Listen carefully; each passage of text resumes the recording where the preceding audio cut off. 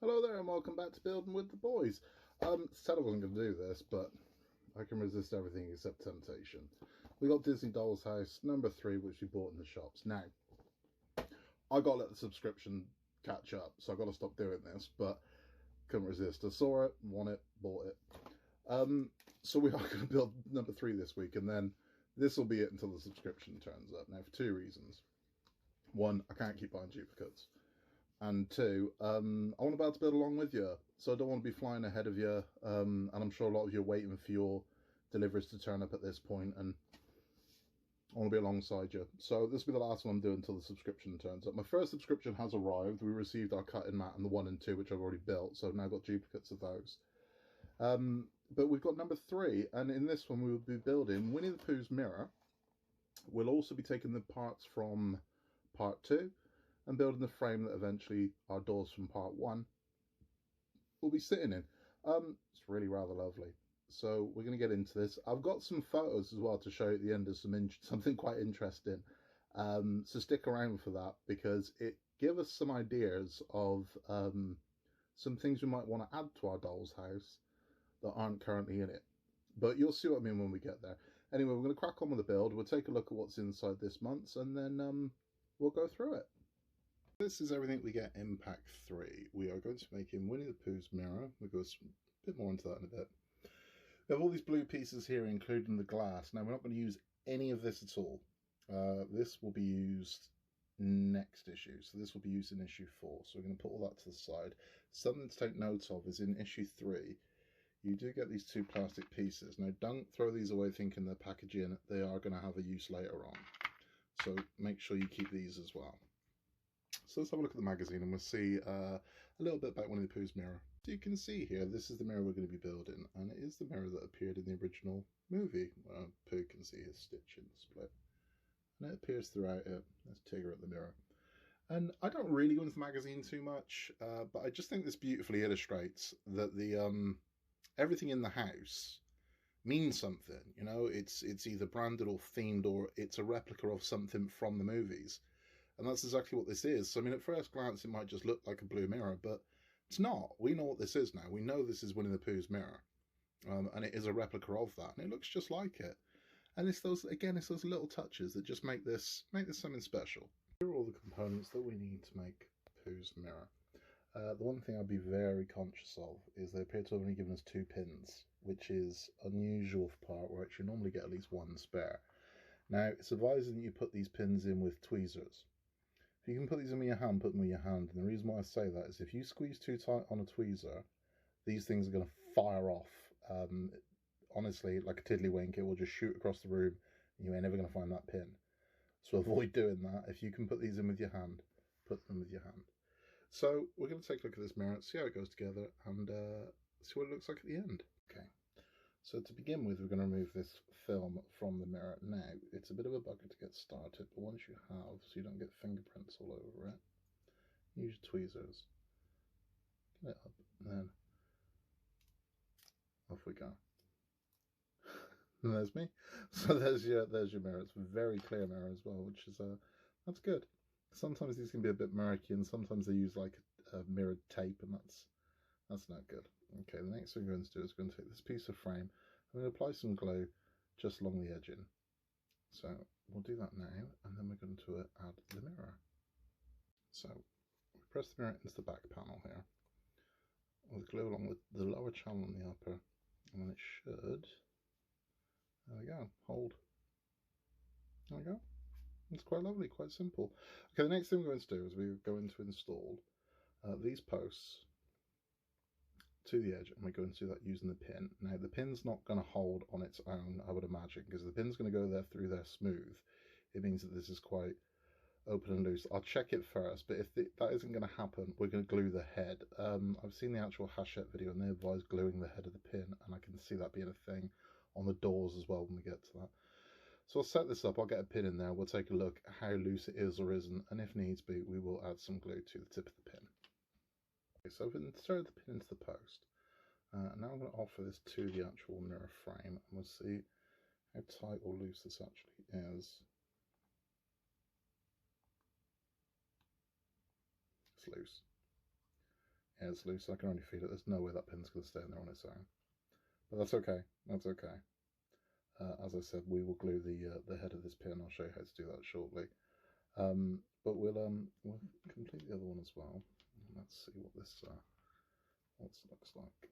Okay, so you can see here, I'm not using the tweezers because, as I said, I mean, I could just see these ricocheting off into my room somewhere, and there's no way I'm looking for this pin all over this room, and there's no way I'm going to find it. There was some paint build-up on the other side of this. You would have just seen that pop out, but that's fine. That's to be expected. Okay, so again, I'm going to offer this part to the mirror. There we go. Okay, so that's that part complete. Next thing we're going to do is we're going to take this piece here. Now, you will see there is a lip here. That's the front. So the mirror face, that's where we're going with this. So the thicker end at the back, that's where that's going to go. So again, what they're asking us to do is to glue this to that.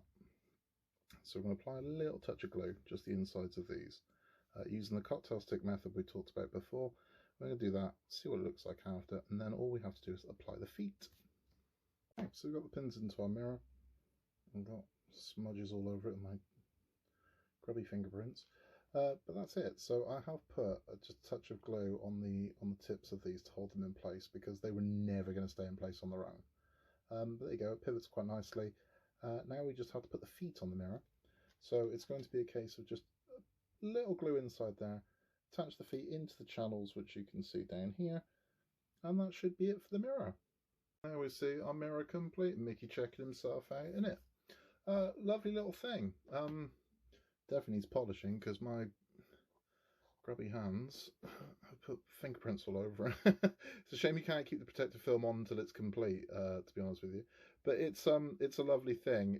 It's got a very smooth action on it. It all works. Lovely, and it really wasn't that difficult. So again, I mean that was quite smooth to go together. So yeah, don't stress this one. It's really not that hard. Next thing we're going to do is we're going to assemble the frame. But before we do that, I wanted to show you the other little bits and pieces that came with this. So we got these 3 pots. Now, like the chair surprised me, this has just surprised me as well. And the reason why is because these are metal. I wasn't expecting that. I was expecting, there you go, Disney branding. I was expecting these to be plastic. They're not. They're metal. These are metal pots. They're all very lovely as well. I mean, they come with the lids come on and off them. That's never magnetic, surely. No, I thought for a second I thought it was magnetic, and I was about to have my mind blown. And then of course we've got, there you go, the honey. But these aren't plastic. That amazes me. I genuinely was expecting these to be plastic, but they definitely feel like metal. Who saw that coming? I certainly didn't. What a lovely surprise. Again, I mean, this is a thing that, you know, ain't no one chewing that up. Gorgeous thing. And that, again, these have got a weight to them as well, which again is surprising. But that's, wow. Again, I mean, this is the thing. This is a quality thing that we're building. We're not, you know, this isn't cheap plastic. The paint job is lovely on these. The little lids coming on and off is nice, but the fact that these are genuinely feel like metal. This is either some kind of stoneware or metalware, but that is very surprising. Anyway, enough of my baffledness. We're going to move on to the parts we got in part 2, and we're going to build the frame for the door. Okay, so taking this part, this is the thicker of the 2 that look similar.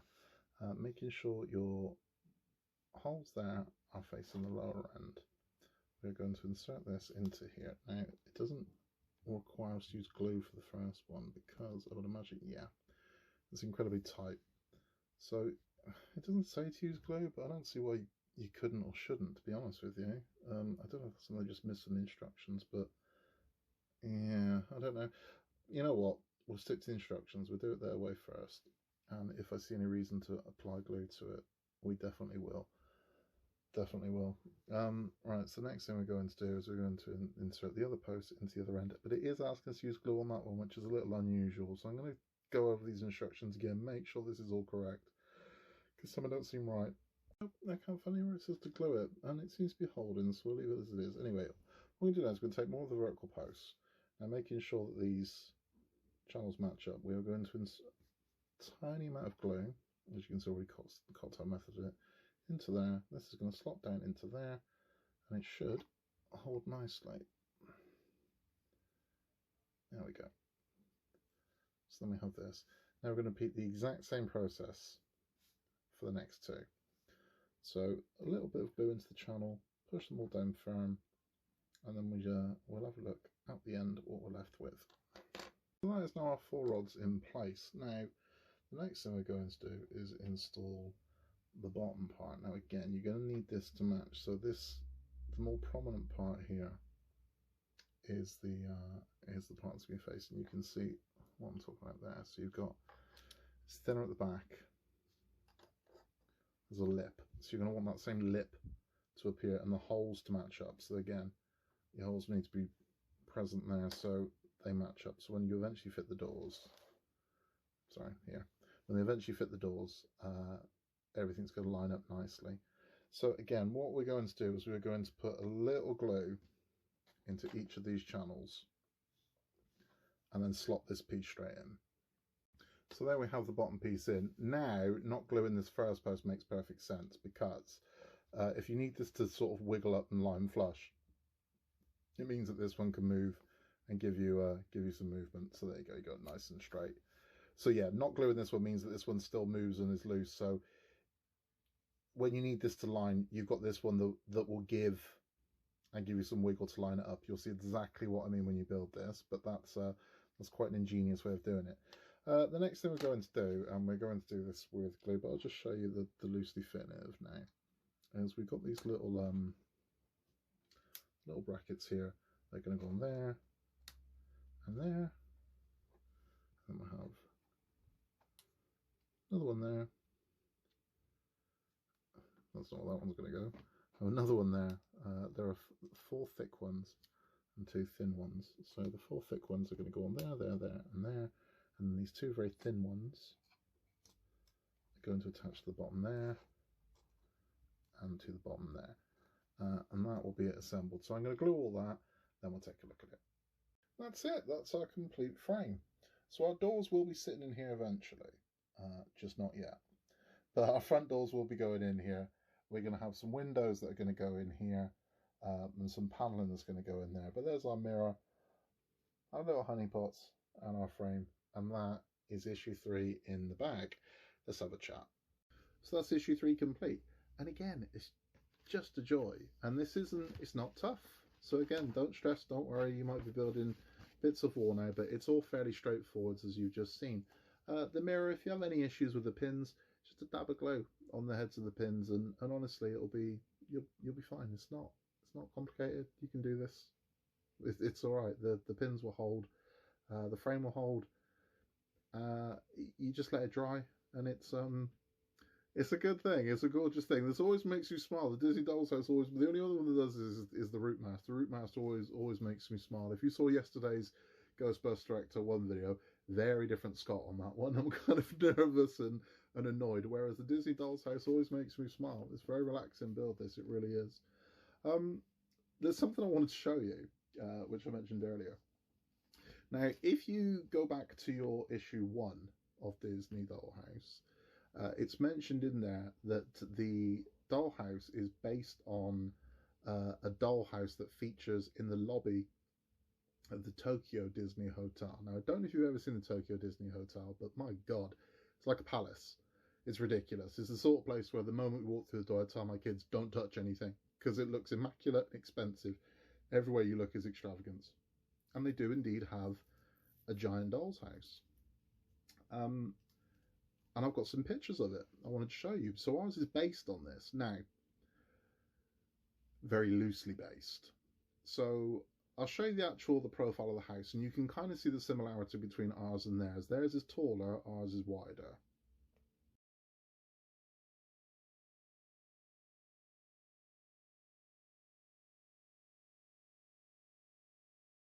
Okay, so you can see from that theirs is a lot taller, whereas ours is a wider house. You can see the colour scheme is similar. Now I do have some close-ups of some of the rooms. Now the first one I'm about to show you, what I want you to do is pause the video. When the picture comes up, pause the video and have a good look around the room, because there aren't as many elements in this one as there are in the one that we're building, but there are two things in particular in this one I'd like you to take notice of, because I've got an idea.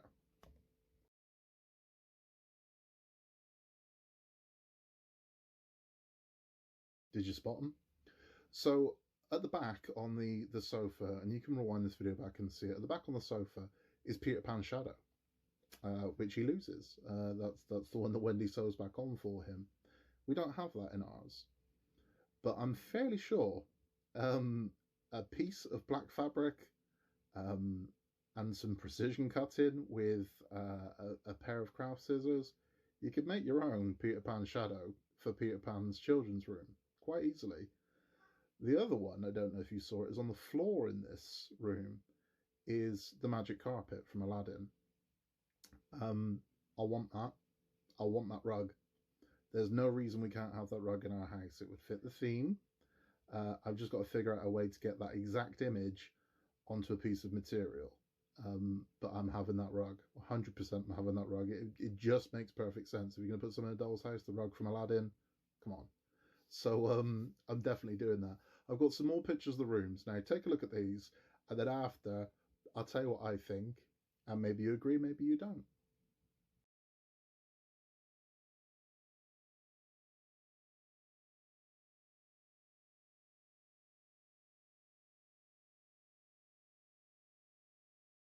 Now there are films in that one that aren't featured in ours. So in ours we have Cinderella's bedroom, whereas in this one we clearly have Snow White's bedroom.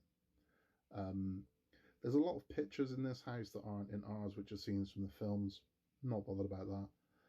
The kitchen in this one isn't Alice in Wonderland, it's 101 Dalmatians. And if you look around again, pause this video and take a good look at those rooms. There are little embellishments that I don't believe are in ours that are in theirs. So 101 Dalmatians immediately aren't going to be in ours. The Aladdin carpet isn't. And if you look closely as well, you can see Mary Poppins' umbrella is hanging on the back of one of the chairs. And there's a lot of those things all over these rooms that aren't in ours. But I don't think it'd be impossible to put them in ours. Now, the one takeaway I've got from this, and I'm sure it's a little bit of bias, but I'll be honest with you, I think ours is better. I've got to be honest. I've no doubt that's a very expensive house, and I've no doubt the materials used in it are of much higher quality than ours, and it's probably silk and God knows what else. But I got to be honest, that one looks like a Victorian doll's house they've added some Disney elements to. Ours looks like it's been pulled out of a Disney movie, that it is a Disney doll's house, and I think ours looks better, particularly the bathroom. It's just a bathroom that happens to have Ariel in the bath, whereas ours, I mean, look at ours. I'll show you our Ariel bathroom again. Look at ours. This is our Ariel bathroom right here. So that's ours. And this is the official Tokyo Disney Doll's House Ariel bathroom. Ours is better. You won't convince me it isn't. So that's quite reassuring. But that's it for this week. So I hope you enjoyed that. If you have any questions and you're a little bit too shy to ask in the comments, you can email me. My email will be in the description of this video. We are buildingwiththeboys@outlook.com. Please feel free, any questions or queries that you may have, I'm happy to help as and when I can. But that's going to be it. Now, there won't be one next week. I can't keep buying this. That's just the way it is. I can't keep buying duplicates of this. So I have to let the subscription catch up. There are other videos on the channel. We have the Ghostbusters Ecto 1, which a fresh one was up last night.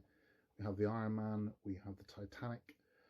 We have the Routemaster double-decker bus. We have some of the wooden builds we're doing. We have the little doll's house room that we're building at the moment, and some other stuff with the kids.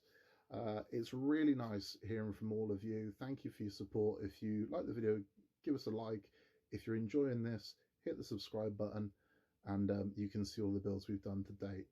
If you want a notification there's a new one, if you hit the bell, that will tell you whenever a new video goes up. But again, thank you for stopping by. I hope this has helped and given you a bit of confidence to go do it for yourselves. is still available. You've still got time to subscribe. So if you want to, head over to Hachette.com, subscribe to Disney Doll's House, and join the rest of us on the journey, because it's a nice little community we're building here of people building this, I think. But that's it for me for now. I'll see you when the subscription arrives, and in a world where you can be anything at all, just be nice. I'll see you next time.